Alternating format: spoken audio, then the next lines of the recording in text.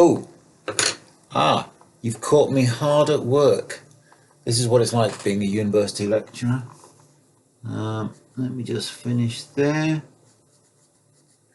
Great, lovely. Work done for the day. You may have recognised that sort of drawing, that sort of colouring in, has been offered a lot as a way of entering into a state of mindfulness. And I think pupils all over the country have been doing that kind of exercise over the last 5 or 6 months, I guess. Well, maybe less than that, 4 or 5 months. When my 10-year-old daughter went back part-time to school in June after the first lockdown, she came home one day and she said, God, that mindfulness drawing is really stressful, which kind of made me think a bit, really, about the assumptions that we make about what's good for our children and what impacts different things have.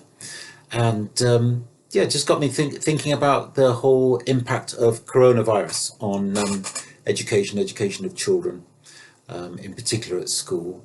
And of course, what we tend to read about is the negative impact it's having or has had on children. And there's no doubt there is plenty of evidence to show that numerous children have struggled with various aspects of coping with this coronavirus crisis, and that there are large numbers of children who have fallen behind in their education and in their general development. So that's not a point we can argue about, but we can perhaps challenge the assumption that that is the only experience that all children have had. And I think this is one of the great things about education studies, is that we can take a step back and take a look at the broader picture. So going back to my daughter, she really liked the first lockdown. She was really keen on it. She liked studying at home, and she wasn't all that keen to go back to school, to be honest. And when Boris came on the television a few weeks ago, back in, I can't remember when, beginning of October was it, and he was talking about how the country might have to go into a second lockdown. She was sitting in front of the telly and she was saying, God, close the schools, close the schools. And when he said, the schools will remain open, whatever else happens, she was very annoyed, and she said, you're the worst Prime Minister we've ever had.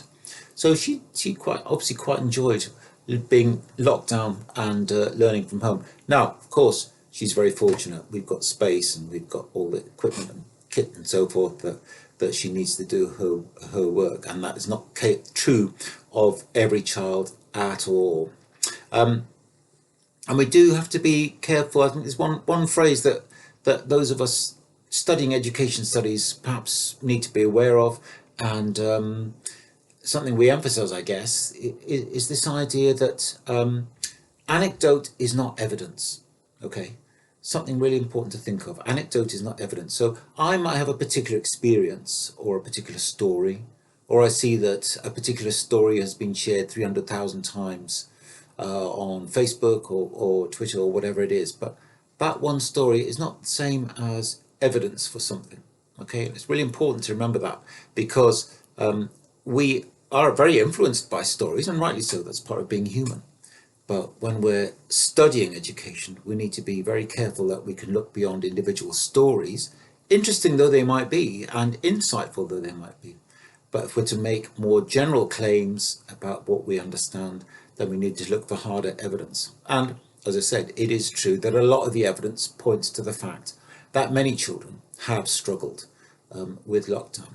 But if we look harder at the evidence, not all children. And in fact, there are some surprising kind of tributaries to this whole discussion, if you like, some smaller streams that are worth exploring. So it's clear from good evidence that there are some children who actually really benefited from that first lockdown.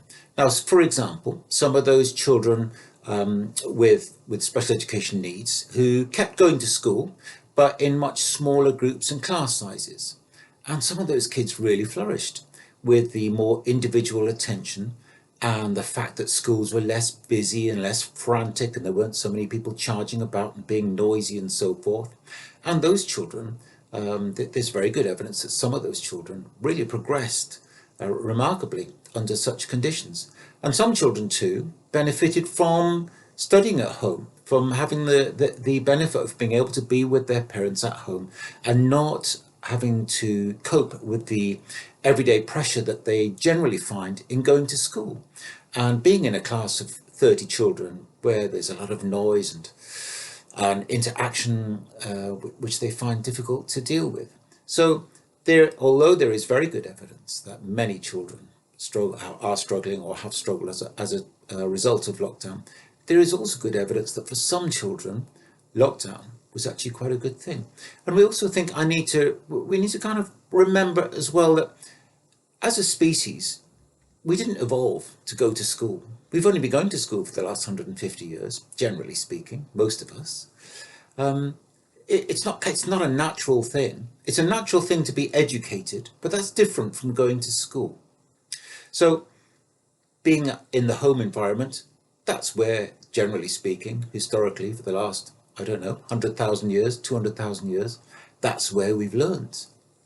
So being stopped from going to school doesn't necessarily put a stop to education happening. Now, of course, schools are set up in our particular culture, in our particular system for, on the whole, good reason in terms of supporting our education.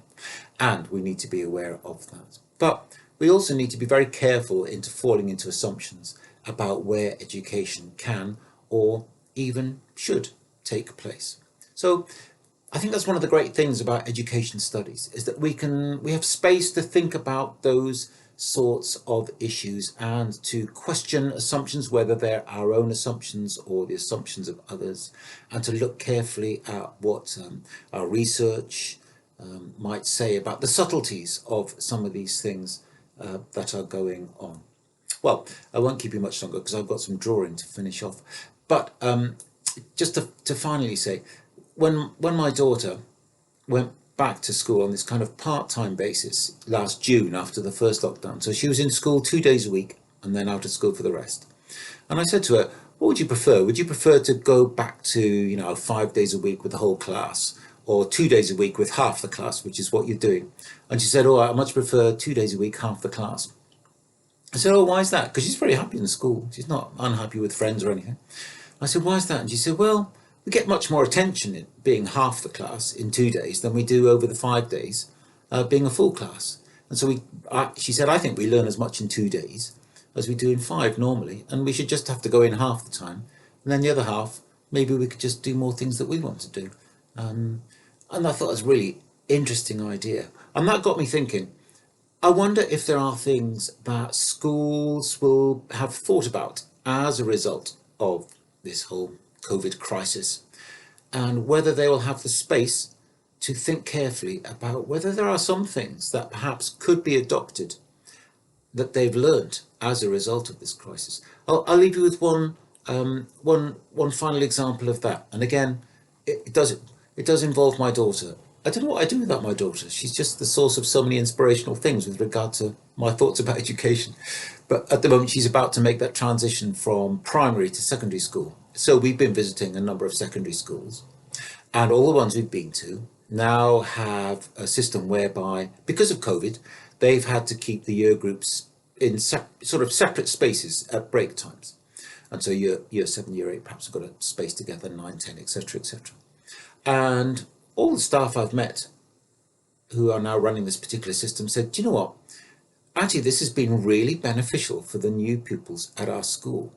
And we think this is something that we might run with, even when the COVID issue has long gone and been resolved. That giving the year 7s that bit of extra space, extra bit of support when they first arrive, by giving them their own space to get to know each other first before they get sort of completely enveloped in the rest of the school. A lot of staff said that's a really good thing. So there's one example of maybe some interesting learning that schools could take on. Maybe some of them will also take on my daughter's idea about, well, just go half the time and we'll give you twice as much attention. I can't see that happening somehow, but there we are.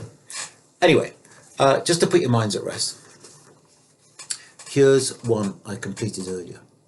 Actually, I'm lying. That's one my daughter completed earlier. But never mind. Okay, maybe see you on Ed Studies at the University of Worcester. Take care. Bye-bye.